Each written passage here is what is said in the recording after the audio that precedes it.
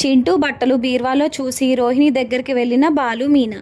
విద్యా వాళ్ళ ఇంట్లో రోహిణి చింటూని మాట్లాడుకోవడం చూసి ఒక్కసారిగా షాక్ అయిన బాలు మీనా. రోహిణి చెంప పగలగొట్టిన మీనా. అసలు ఇదంతా ఎలా జరగబోతుందో తెలుసుకోవాలనుకుంటే ఇప్పుడే మన ఛానల్ని సబ్స్క్రైబ్ చేసుకొని పక్కనే ఉన్న బెల్ ఐకాన్ని క్లిక్ చేయండి. బెల్ క్లిక్ చేశాక ఆల్ పైన క్లిక్ చేస్తే మా ఛానల్ నోటిఫికేషన్స్ మీ ఫోన్లోకి వస్తాయి. మనోజ్ అమ్మ అమ్మ అని అరుస్తూ ఉంటే పక్కనే బట్టలు మడత పెట్టుకుంటున్న మీనా, మీ అమ్మగారు ఇంట్లో లేరు, ఆల్రెడీ నిన్న సాయంత్రం మీ తమ్ముడు చెప్పారు అని చెప్పేసి అంటుంది. అప్పుడు మనోజ్ అవునా అని గుర్తు చేసుకుంటే అమ్మ లేదు, అమ్మ కామాక్షి అత్తయ్య దగ్గరికి వెళ్ళిపోయింది, ఇంటికి రానంటుంది అని చెప్పేసి ఆ మాటలన్నీ గుర్తు తెచ్చుకుంటాడు మనోజ్. అయినా ఎందుకని ఇలా చేస్తుంది అమ్మ, ఎందుకు వెళ్ళిపోవడం, అసలు ఇంట్లో నేను ఒక్కడనే అయిపోయాను, ఇప్పుడు అమ్మ కూడా వెళ్ళిపోతే ఎలాగా అంటే అప్పుడు మీనా అంటే మేమెవరం మనుషులం కాదా మీకు, మీరు ఇంత బాధపడుతుంటే మాకెంత బాధగా అనిపించిందో మీకేం తెలుసు, ఆయనతో నానా మాటలు పడ్డ తర్వాత పోలీస్ స్టేషన్ నుంచి మావయ్య గారు మిమ్మల్ని తీసుకొచ్చారు, మావయ్య గారు కష్టం మీకు కనిపించట్లేదా, అలా ఎందుకు మాట్లాడతారు, మీకు బాధ అయితే ఫ్యామిలీగా మాకు కూడా బాధే కదండి అని చెప్పేసి అంటుంది మీనా. అలా బాధపడేవాడినే అయితే ఇంత బాధ ఎందుకు నాకు, అయినా మీరందరూ నా గురించి ఆలోచించడం ఎప్పుడు మొదలు పెట్టారు, ఎప్పుడు నన్ను తిట్టుకుంటూనే ఉంటారు కదా అని చెప్పేసి అంటాడు మనోజ్. మీరు అలా అనుకుంటున్నారు అంతే, మీ తమ్ముడు మీకోసం ఎంతో ఆలోచిస్తాడు, అసలు నిజం తెలిసిన తర్వాత ఎంత బాధపడ్డారో తెలుసా ఆయన, అందరికంటే ఎక్కువగా ఆయనే బాధపడ్డాడు. పాపం మా మనోజ్ చాలా అమాయకుడు, వాడిని అమాయకుడిని చేసి ఆడుకుంది పార్లర్ అమ్మ అని చాలా బాధపడ్డారండి. అవన్నీ మీకేం తెలుసు, ఎంతసేపు మీ తమ్ముడు మిమ్మల్ని ఎప్పుడు దిగదార్చాలని చూస్తాడని మీరు అనుకుంటారు, కానీ ఆయన మీకోసం చాలా ఆలోచిస్తారండి, మీరు అవన్నీ గ్రహిస్తే బాగుంటుంది అని చెప్పేసి అంటుంది మీనా. అప్పుడు మనోజ్ సర్లే మా అమ్మ ఎక్కడికి వెళ్ళిపోయింది, కామాక్షి అత్తయ్య ఇంటికేనా అని అడుగుతాడు మనోజ్. అవునండి అక్కడికే వెళ్ళారు అంటే సరే అయితే మా అమ్మ వచ్చిన తర్వాత కొంచెం నన్ను పిలువు, నేను వస్తాను కిందకి అని చెప్పేసి పైకి చాలా దీనంగా వెళ్ళిపోతాడు మనోజ్. అప్పుడు మీనా అనుకుంటుంది పాపం ఈయన ఎందుకు ఇంత దీనంగా జాలిగా ఉంటున్నాడో, ఆవిడ అంత మోసం చేసింది అయినా సరే పాపం ఇలా జాలిగా ఉంటుంటే నాకు ఏమాత్రం నచ్చట్లేదు, ఎంత బాగుండేది కుటుంబం అంతా ఇలా అయిపోయింది ఏంటి ఛీ అని అనుకుంటుంది మీనా. అయితే కాసేపు అయిన తర్వాత మనోజ్ కిందకి దిగుతాడు. దిగి నేను బయటికి వెళ్ళి అసలు మా షాప్ అనేది ఎలా ఉందో చూసుకుని వస్తాను అంటే షాప్ దగ్గరికే వెళ్ళొస్తారు కదా అని అడుగుతుంది మీనా. షాప్ దగ్గరికే వెళ్తాను, ఇంకెక్కడికి వెళ్తాను, నా మొహానికి ఎవరున్నారు, ఈ ఇల్లు తప్ప ఏముంది నాకు అని చెప్పేసి అంటాడు మనోజ్. సరే అండి జాగ్రత్తగా వెళ్ళిరండి షాప్కి, తాగడం మాత్రం తాగకండి ప్లీజ్ అని చెప్పేసి అంటుంది మీనా.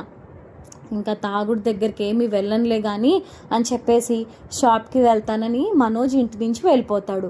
మీనా ఒకరితే ఉంటుంది. సాయంత్రం అయిన తర్వాత బాలు ఇంటికి వస్తాడు. ఏంటి మీనా ఇల్లంతా ఇంత సైలెంట్గా ఉంది అని చెప్పేసి అంటాడు. మనోజ్ గారు షాప్కి వెళ్తానని చెప్పేసి వెళ్ళిపోయారు మీ అన్నయ్య, ఇంట్లో అత్తయ్య ఎలాగో లేరు, మావయ్య గారు అత్తయ్యని తీసుకురావడానికి కామాక్షి పిన్ని గారి ఇంటికి వెళ్ళారు, ఇంకా బాలు శృతి ఇంకా రాలేదు, ఇంకేముంటుంది ఇల్లంతా సైలెంట్గా అని చెప్పేసి అంటుంది మీనా. ఓహో ఇంట్లో ఎవరు లేరా అయితే అని మీనాని దగ్గరికి తీసుకుంటాడు బాలు. ఇప్పుడు ఏంటండి అంటే ఎవరు లేరు కాబట్టి అంటే మీరు ఊరుకోండి, అయినా నా మనసు ఏమీ బాగాలేదు అంటుంది మీనా. ఎవరు లేరు కాబట్టి అని అంటాడు బాలు. ఏవండి అంటుంది మీనా. ఎవరు లేరు కాబట్టి ఒకసారి ఆ పార్లరమ్మ రూమ్లోకి వెళ్ళి ఇంకేమైనా ఎవిడెన్స్లు దొరుకుతాయేమో చూద్దాం పదా అని చెప్పేసి అంటాడు. ఓ దీని గురించా మీరు అనింది, పదండి అంటుంది మీనా. మరి ఇంకేమనుకున్నావు మీనా అని అడిగితే పదండి పార్లర్ అమ్మ రూమ్లోకి వెళ్దాం, మీ పార్లర్ అమ్మ అంటే మీకు ఇష్టం కదా అని చెప్పేసి అంటుంది మీనా. అప్పుడు బాలు మీనా ఇద్దరు కూడా మనోజ్ వాళ్ళ గదిలోకి వెళ్తారు. అక్కడ అన్నీ వెతుకుతారు. అయితే బీరువా దగ్గరికి వచ్చేసరికి బాలు అంటాడు, నువ్వు ఒక పని చేయి మీనా, ఆ పార్లర్ అమ్మ బీరువా ఇదే అనుకుంటా, దీంట్లో నువ్వే వెతుకు అని చెప్పేసి అంటే ఆ బీరువా ఓపెన్ చేస్తుంది మీనా. ఓపెన్ చేసి వెతుకుతూ ఉండంగా ఒక ప్యాంటు ఒక షర్టు దొరుకుతాయి మీనాకి. అది చిన్న పిల్లల వయసు ఉన్న వాళ్ళు, ఒక 6 నుంచి 8 సంవత్సరాల లోపు పిల్లలు మగపిల్లలు డ్రెస్ ఉంటుంది. ఆ ప్యాంటు షర్ట్ చూడగానే ఇదేంటండి ఈ వీళ్ళ రూమ్లో ఈ వయసు గల పిల్లలు ఎవరు లేరు కదా, ఇదేంటి పిల్లలు వచ్చాయి బయటికి, ఇలాంటి బట్టలు ఉన్నాయేంటి బీరువాలో అని అంటుంది మీనా. అప్పుడు బాలు, నాకు తెలుసు ఏదో జరుగుతుంది, ఇది కూడా ఒక రకంగా మనకి ప్లస్ పాయింటే, ఎందుకంటే పార్లర్ అమ్మ గురించి తెలుసుకోవడానికి బాగుంటుంది. అయినా ఈ బట్టలు ఈవిడ గారి బీరువాలోకి ఎలా వచ్చాయి, అయినా ఎందుకు ఇక్కడ ఉన్నాయి, ఆలోచిస్తుంటే ఇది కూడా ఏదో పెద్ద విషయమే దాగుందనిపిస్తుంది అని చెప్పేసి అంటాడు బాలు. ఏమండి, ఇప్పటికే చాలా దారుణంగా ఉంది ఇల్లు, ఇంకా ఏమైనా విషయాల గురించి కనుక మనం ఆలోచిస్తే ఇంకా మనల్ని తిట్టుకుంటారు తెలుసా అని అంటుంది మీనా. తిట్టుకోవడం ఏంటి మీనా, ఉన్నదే కదా చెప్తున్నాము, అయినా ఎన్నెన్ని అబద్ధాలను ఆడుతుంది, నాకు తెలిసి దీని వెనకాల కూడా ఏదో ఖచ్చితంగా ఉండే ఉంటుంది అని చెప్పేసి అంటాడు బాలు. ఒకసారి పార్లర్ అమ్మ ఇంటికి వెళ్తే బాగుంటుందేమో అంటే, పార్లర్ అమ్మకి ఇల్లు ఎక్కడదండి అని చెప్పేసి అంటుంది మీనా. అదే మీనా, విద్యా వాళ్ళ ఇంటికి వెళ్తే ఏమైనా దొరుకుతుందేమో ప్రూఫ్ అని చెప్పేసి అడుగుతాడు బాలు. ఏమండి బాగోదేమోనండి అంటుంది మీనా. అస్సలు కుదరదు మీనా, వెళ్ళాల్సిందే, పైగా ఎవ్వరూ లేరు కదా, మనం సైలెంట్గా వెళ్ళి అసలు ఏదనేది తెలుసుకోవడానికి బాగుంటుంది, చెప్పిన మాట వినాల్సింది నువ్వే కదా, విను మీనా అని చెప్పేసి అంటాడు బాలు. మీరు అన్న తర్వాత ఊహు అనకుండా నేను ఎలా ఉంటాను చెప్పండి, పదండి వెళ్దాం, అనే అంటాను, నేను మీ వెనకాలే ఉంటాను పదండి అని చెప్పేసి ఇద్దరు కలిసి విద్యా వాళ్ళ ఇంటికి వెళ్ళడానికి బయలుదేరతారు. మరోవైపు సత్యం ప్రభావతి దగ్గరికి వెళ్ళిన తర్వాత, ప్రభా ఇంకెన్నాళ్ళు ఇక్కడే ఉంటావు, మన ఇంటికి రావా నువ్వు అని అడుగుతుంది.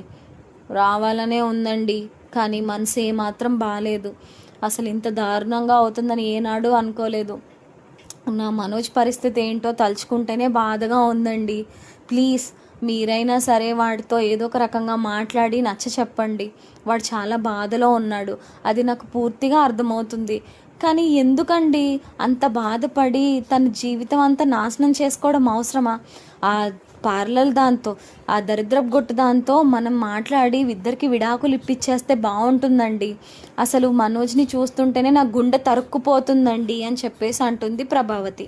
అప్పుడు సత్యం, వాటన్నిటి గురించి ఆలోచిద్దాం, నువ్వు ఇంటికి పద, ఇంట్లో పెద్ద వ్యక్తి లేకపోయేసరికి ఇల్లు ఎలా బోసిపోతుందో నీకేమైనా అర్థమవుతుందా, మనోజ్కి ఈ టైంలో నువ్వే అవసరం, నువ్వు ఎక్కడికో వెళ్ళిపోతే ఎలా కుదురుతుంది చెప్పు, వాడు నీ మాటే బాగా వింటాడు, నువ్వే ఏదో ఒక రకంగా వాడిని ఓదార్చాలి, వాడిని అందులోంచి బయటికి తీసుకురావాలి, వాడు అసలే నా జీవితం ఇలా అయిపోయింది ఏంటి అన్న బాధలో ఉన్నాడు, కాబట్టి నువ్వే ఏదో రకంగా మాట్లాడడం మానేసి నువ్వు ఇక్కడికి వచ్చి కూర్చుంటే వాడిని ఎవరు ఓదారుస్తారు, వాడా ఎవరి మాట విండు, నువ్వెందుకని చెప్పేసి అలా చేస్తావు ప్రభా చెప్పు, నువ్వు వచ్చి వాడిని మంచిగా మాట్లాడి వాడిని మామూలు మనిషిని చేస్తే బాగుంటుంది అని చెప్పేసి అడుగుతాడు సత్యం. అప్పుడు కామాక్షి, నేను కూడా అదే చెప్తున్నాను అన్నయ్య, ఇంట్లో పెద్దవాళ్ళు ఉండాలి, అప్పుడే పిల్లలు మాట వింటారు, అవునా కాదా, నేను అదే చెప్తున్నాను వదినతో, ఏ మాత్రం అర్థం చేసుకోలేకపోతుంది వదిన, నాకు బాధగా ఉందని ఇక్కడ కూర్చుంటే పరిష్కారం ఎలా అవుతుంది, ఇది దేనికైనా సరే పరిష్కారం కావాలి కదా, అది ఎలాగైనా సరే మనం ఆలోచించుకొని మన పిల్లల్ని మనమే కదా సరిదిద్దుకోవాలి, పాపం ఆ మనోజ్ ఎలా ఉన్నాడో ఏంటో, వాడు అసలు తింటున్నాడో లేదో కూడా తెలియడం లేదు అని అంటే, అప్పుడు సత్యం, ఏం తింటున్నాడా తినడం లేదా, వాడిని పోలీసులు జైలుకి తీసుకెళ్ళబోయే వాళ్ళే, కాకపోతే ఏదో రకంగా బ్రతిమాలుకుని వాడిని మళ్ళీ ఇంటికి తీసుకొచ్చామనగానే ప్రభావతి షాక్ అవుతుంది. అదేమిటండి పోలీస్ స్టేషన్ ఏంటి అని. ఏం చెప్పమంటావు ప్రభా, వాడు మంచిగా తాగేసి ఇంటికి రాకుండా బయట రోడ్ మీద నానా రచ్చ చేస్తే పోలీసులు తీసుకెళ్లారంట.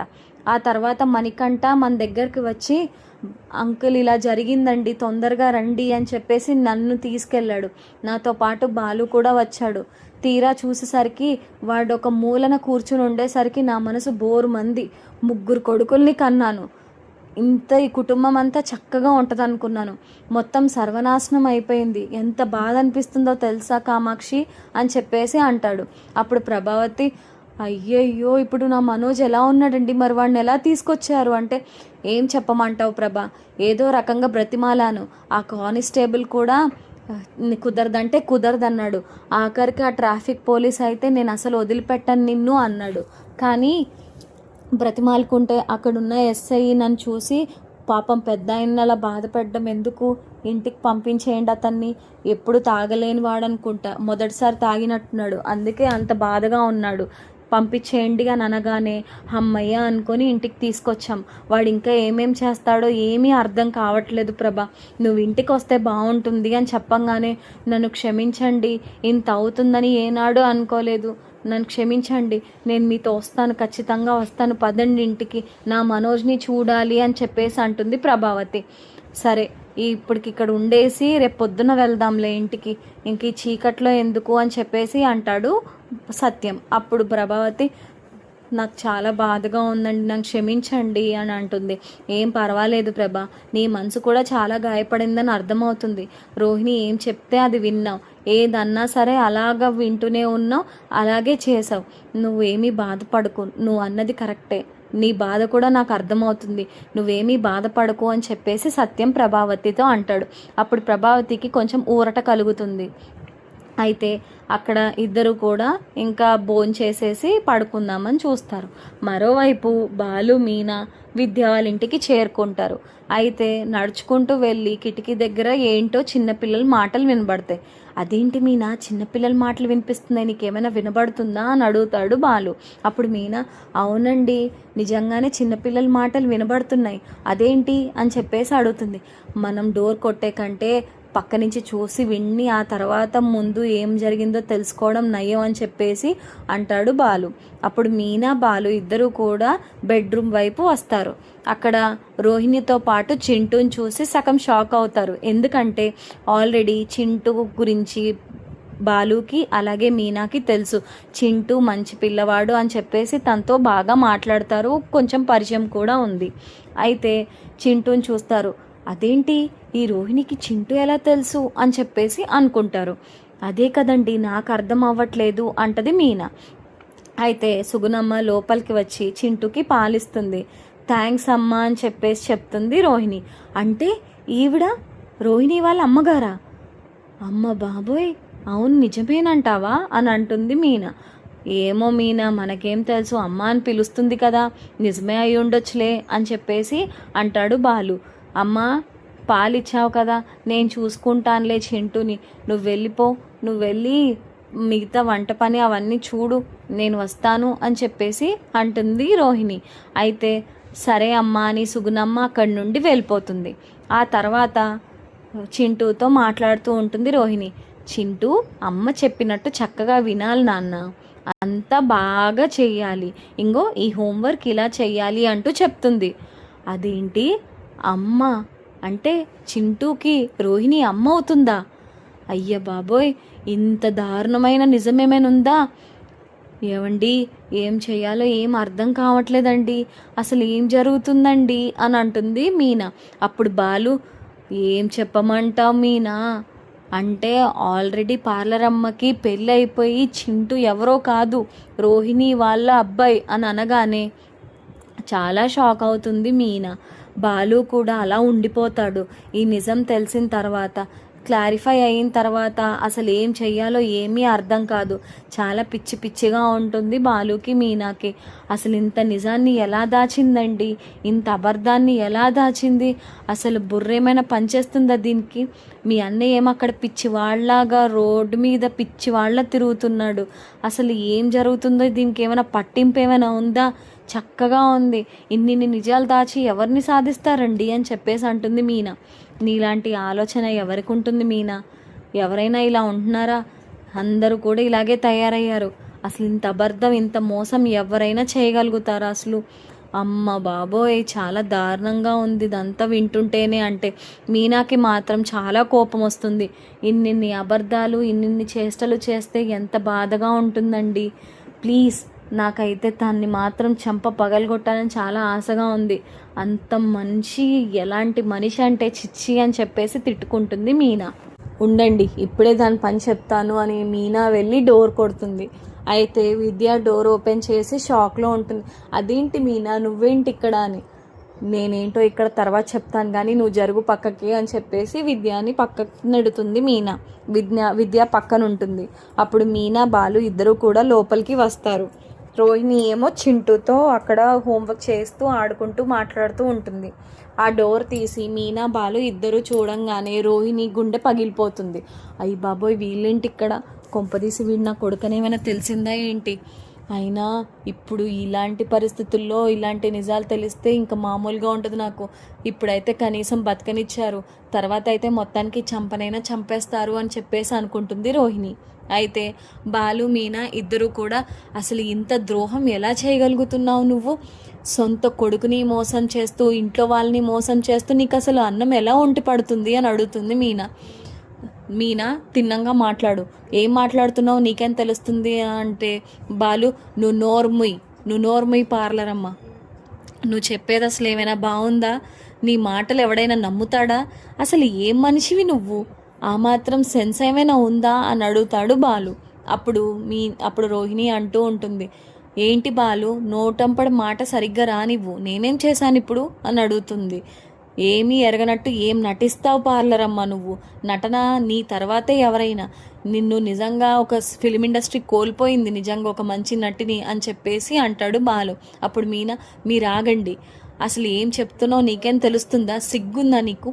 సొంత కొడుకుని ఇంట్లో పెట్టుకొని మళ్ళీ రెండో పెళ్లి చేసుకుంటావా అని చెంప పగలగొడుతుంది మీనా రోహిణిది.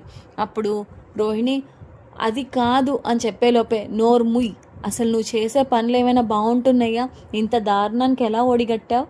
ఇంత మోసం ఎలా చేశావు? అటువైపు నీ కొడుకుని మోసం చేస్తూ, ఒకవైపు మీ అమ్మని, ఇంకోవైపు ఇంట్లో వాళ్ళని అందరినీ మోసం చేస్తూ ఎలా ఉంటున్నావు రోహిణి? అసలు నీకు బుర్రంటూ పనిచేస్తుందా? అసలు ఇంత దారుణమా, ఇంత మోసమా? ఇంత నిజాన్ని కూడా చెప్పకుండా ఎంత దాచావు? ఇన్నాళ్ళు దాచి మరి ఇప్పుడు ఈ నిజం గనక మనోజ్కి తెలిసిందంటే ఇంకేమైనా ఉందా అని చెప్పేసి అంటుంది మీనా. అప్పుడు రోహిణి, ప్లీజ్ మీనా ప్లీజ్, ఇదంతా ఏమీ చెప్పకు. మనోజ్కి ఇవన్నీ చెప్తే నన్ను అసలు బ్రతకనివ్వడు, నా మనసు అంతా విరిగిపోతుంది, అతనైతే ముఖం కూడా చూడను నాది, ఇప్పుడిప్పుడే మొత్తం అంతా అయిపోతుంది అని అనుకుంటున్నాను. నువ్వు మొత్తానికి ఇలాంటివి చేస్తే మాత్రం ఇంకా మనోజ్ నా ముఖం కూడా చూడు, ప్లీజ్ మీనా అని చెప్పేసి అంటుంది. ఏంటి పార్లర్ అమ్మ, ప్లీజ్ బ్రతిమాలుకోవడమేనా నీ జీవితం అంతా? ఏమీ తెలియలేనప్పుడు ఎన్న నాటకాలు ఆడావు, ఇప్పుడు తెలిసిన తర్వాత కాలు పట్టుకుంటున్నావు అంటే అందితే జుట్టు అందకపోతే కాళ్ళు కదా నీ రకం? అమ్మో, నీలాంటి వ్యక్తి అసలు ఇంట్లో ఉండకూడదు, ఛీ అని చెప్పేసి అంటాడు బాలు. అప్పుడు మీనా, అసలు ఏంటండి ఈ విషయం గురించి అయితే ఖచ్చితంగా చెప్పాల్సిందే, ఇంత మోసమా? ఇది తెలిసిన తర్వాత మీ అన్నయ్య కూడా బయటేమీ తిరగడు, ఇది నా జీవితంలోంచి పోవడమే నయం అనుకుంటాడు. ఇద్దరు కూడా చక్కగా విడాకులు తీసుకుని నిజంగా వేరే అమ్మాయిని, మంచి అమ్మాయిని పెళ్లి చేసుకుంటేనే సుఖం. ఇలాంటి వాళ్ళు మళ్ళీ జీవితంలోకి వస్తే ఇంతకంటే దరిద్రం ఏమీ ఉండదు. ఇంత దారుణమైన మోసాలు చేస్తూ ఎలా బతుకుంటుందో నాకు ఏమాత్రం అర్థం కావట్లేదు అని మీనా చాలా సీరియస్ అవుతుంది. అయితే బాలు మాత్రం, ఇదంతా మా అమ్మకి తెలియాలి, మొన్న అయితే బతకనిచ్చింది, ఇప్పుడైతే చంపేస్తుంది, ఇప్పటికే దీని మీద చాలా కోపంగా ఉంది, ఇది గనక తెలిసిందంటే ఇంకా పార్లర్ అమ్మ రెస్ట్ ఇన్ పీస్ అయిపోద్ది అని చెప్పేసి అంటాడు. అయితే విద్య, ప్లీజ్ బాలు, ఇదంతా తెలియకూడదు, ఇదంతా తెలిసిందంటే మాత్రం చాలా దారుణాలే జరిగిపోతాయి, ఇంకా దీని బతుకంతా సర్వనాశనం అయిపోతుంది అని చెప్పేసి అంటుంది విద్య. అప్పుడు సుగుణమ్మ కూడా చాలా బ్రతిమాలుతుంది బాలు వాళ్ళని. సుగుణమ్మ బ్రతిమాలిన తర్వాత, ఏంటండి ఇది, మీ అమ్మాయికైనా మీరు చెప్పుకోవాలి కదా, మీ అమ్మాయి జీవితం ఒక్కదే బాగుంటే సరిపోతుందా? మరి మిగతా వాళ్ళ జీవితం పరిస్థితి ఏంటి? అయినా ఇంత దారుణాన్ని ఎలా ఉంటారు మీరు? అసలు అక్కడ ఎలా ఉన్నాడో తెలుసా వీళ్ళన్నయ్య? పిచ్చివాళ్ళ రోడ్లంపడి తిరిగి ఎప్పుడు తాగలేని మనిషి తాగి మరీ జైలు వెళ్ళాల్సి వస్తుంది. అసలు ఎంత బాధపడుతున్నాడో మీకు ఏమాత్రమైనా అర్థం తెలుసా? మీకు చూశారంటే మిమ్మల్ని నిజంగానే చంపేస్తారు అత్తయ్య. అసలు ఏం జరుగుతుందో మీకైనా తెలుస్తుందా? ఎంత బాధపడుతున్నారో. 3 పూలు 6 కాయల్లో ఉండేది ఇల్లు, ఇప్పుడు అసలు ఎలా తయారైందో తెలుసా ఇల్లు? చాలా బాధగా ఉందండి. మీరైనా చెప్పుకోవద్దా మీ కూతురికి ఇలా మోసం చేయకూడదు అని? మీరే వెనకాలండి నడిపిస్తే ఎలాగండి? అసలు ఇలా చేస్తారా ఎవరైనా? బుద్ధి చెప్పుకోవడం మానేసి మీ అమ్మాయికి మళ్ళీ మమ్మల్ని బ్రతిమాలుతున్నారా? అసలు ఇదేమైనా బాగుందా? ఇంతకంటే దారుణం ఏమైనా ఉంటుందా?